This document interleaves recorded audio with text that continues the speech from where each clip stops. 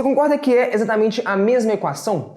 Só que uma é totalmente geométrica, totalmente visual, enquanto a outra é um pouco mais abstrata, em notação simbólica. Os gregos não conheciam essa versão de cima. Tudo que eles faziam eram operações usando figuras geométricas.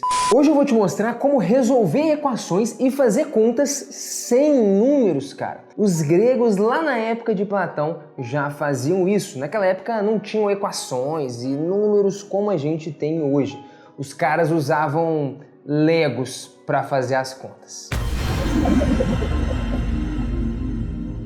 Salve, salve, Universo Narrado! Felipe Grisoli aqui e hoje a gente vai falar sobre uma parada extremamente interessante que é a álgebra geométrica dos gregos. Para os gregos, cara, as incógnitas eram áreas, volumes, comprimentos, tudo era extremamente geométrico. Não existiam as equações do jeito que a gente conhece hoje.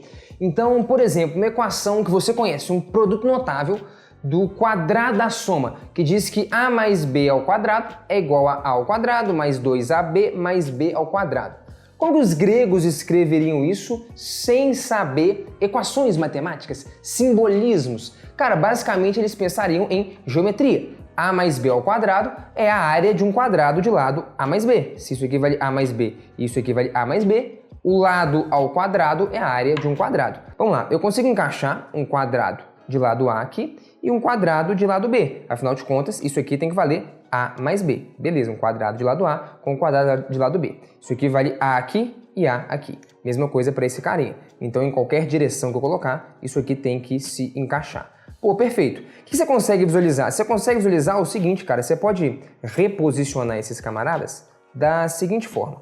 Assim, ó. Beleza, então você tem aí, ó, dois quadrados, né? Um de lado A, um de lado B, e na verdade um terceiro de lado A mais B que tá lá atrás. Pô, quanto equivaleria esse pedacinho aqui, cara? Isso aqui você sabe que vale A, e esse aqui você sabe que vale B. Então esse retângulozinho que entra aqui, ele seria um retângulozinho que teria uma área igual a A vezes B, não é isso? Base vezes altura. Então A aqui e B aqui. Só que esse retângulozinho é o mesmo que entraria exatamente aqui, porque aqui também vale A e aqui também vale B, de modo que essa areazinha também vale A vezes B. Então eu consigo fechar aquele quadrado de baixo com exatamente dois retângulozinhos de área A vezes B. E aí os gregos escreveriam então exatamente isso, cara, que a área de um quadrado de lado A mais B é igual a área de um quadrado de lado A ao quadrado, mais dois carinhas desse aqui, dois retângulos de área A vezes B, mais a área de um quadrado de lado B, que seria L ao quadrado, B ao quadrado. Se você preferir, então aqui, ó, 2 vezes AB. Você concorda que é exatamente a mesma equação? Só que uma é totalmente geométrica, totalmente visual, enquanto a outra é um pouco mais abstrata, em notação simbólica. Os gregos não conheciam essa versão de cima. Tudo que eles faziam eram operações usando figuras geométricas. E aí a gente consegue expressar equações e relações matemáticas exatamente da mesma forma. Só que ao invés de usar símbolos e essa notação matemática atual, a gente usa comprimentos, quadrados, retângulos, áreas, para expressar a mesma relação. Só que na real, cara, com isso você consegue meio que resolver quase qualquer parada sem fazer contas, sem usar equações, só usando figuras e relações geométricas. Por exemplo, como que os gregos resolveriam uma equação do segundo grau? X ao quadrado mais 6x igual a 16, e esse jeito de escrever é extremamente importante. Não tem um menos 16 do lado de cá, porque um número negativo não faz sentido nesse contexto em que tudo é área ou comprimento. Já já a gente volta a falar sobre isso. Bom, basicamente o que os gregos pensariam é o seguinte, cara, existe um quadrado de lado x, que é o que eu quero descobrir. Isso aqui tá falando da área desse quadrado, L ao quadrado, x ao quadrado. Beleza, eu vou pegar e vou somar isso com 6 comprimentos x. Então eu pego aqui, cara, esse carinha aqui que tem tamanho x, então aqui ó, isso aqui vai exatamente x, e coloco 6 carinhas desse enfileirados. 1, 2, 3, 4, 5 e 6. Pronto. Então eu tenho 6 réguas de uma unidade de largura, mas de comprimento x. Então o comprimento é exatamente igual a x, que eu quero descobrir. Beleza. Somo esses 6 caras, beleza? E isso tem que dar exatamente igual a 16. O que é 16? 16 é, por exemplo, a área de um quadrado de lado 4. 4 vezes 4 é exatamente igual a 16. Pronto, então tá aqui a mesma equação matemática expressa agora em forma geométrica. Beleza, como é que você resolve isso? Cara, agora é a sua capacidade de abstração, de imaginação, de brincar de Lego mesmo, de rearranjar as figuras para conseguir resolver o problema. Inclusive, se você tá curtindo esse vídeo e quer aprender a matemática inteira desse jeito, entendendo como ela funciona, não deixe de clicar no link da descrição.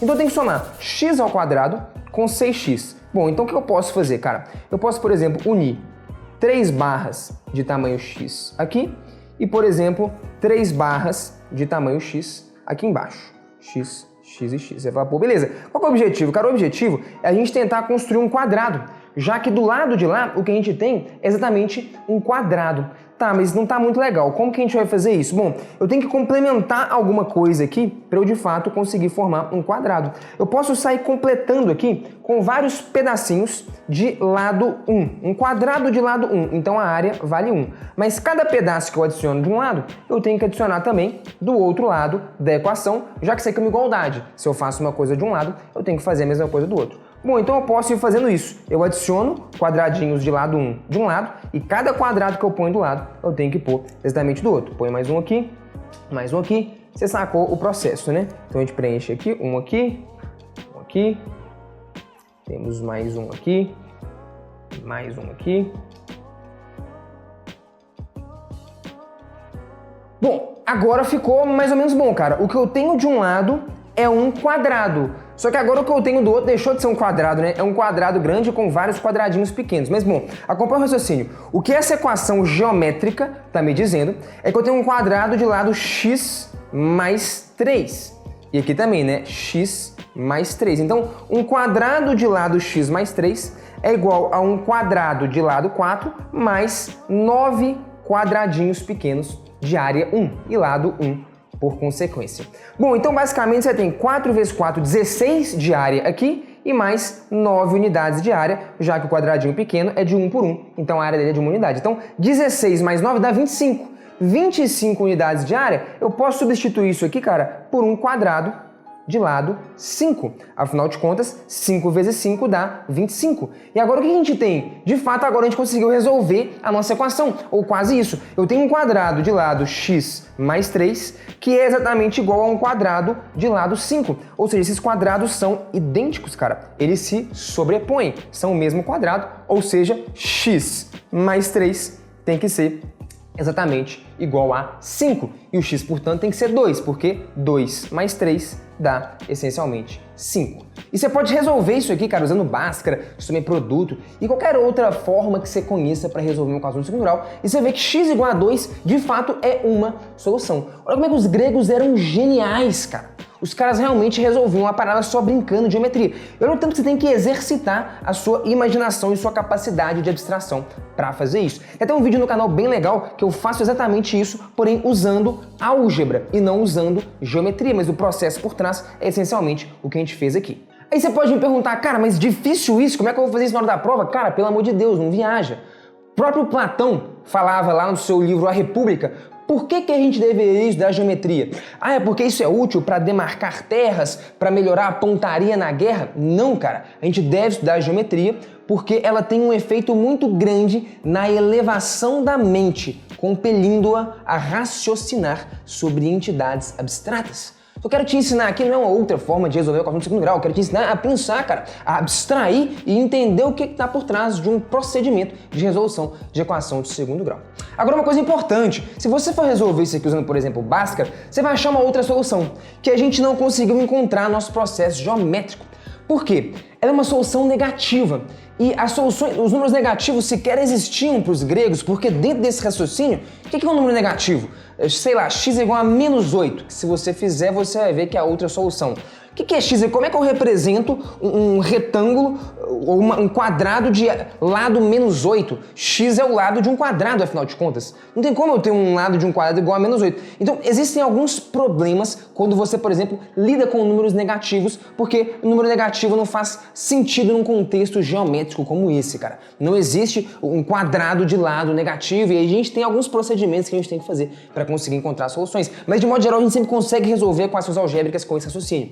A coisa pode ficar mais complicada se a equação for, por exemplo, do terceiro grau, porque eu precisaria agora realmente de um Lego de 3 dimensões para encaixar as peças. Por isso que os gregos eles tinham alguma dificuldade para resolver equações do terceiro grau, mas eles sim conseguiram fazer isso, tá? Essencialmente usando esse mesmo raciocínio. Como eu disse, terceiro grau é 3 dimensões, precisa de um pouquinho mais de complexidade na geometria. Quarto, quinto grau, por aí vai. Mas de modo geral, o raciocínio geométrico dos gregos, a álgebra geométrica dos gregos, que é esse tipo de raciocínio, serve para resolver diversos tipos de problema, com algumas peculiaridades, como número de dimensões, números negativos, nada disso existia para os gregos, mas olha o tanto que os caras eram geniais. Agora ficou para casa para você. Me conta aí, cara, como que os gregos poderiam fazer para encontrar a solução negativa de uma equação como essa? Comenta aí, eu quero ver se você pegou a manha. Se curtiu esse vídeo, não deixe de se inscrever e clicar no gostei. Obrigado pela atenção e a gente se encontra numa próxima.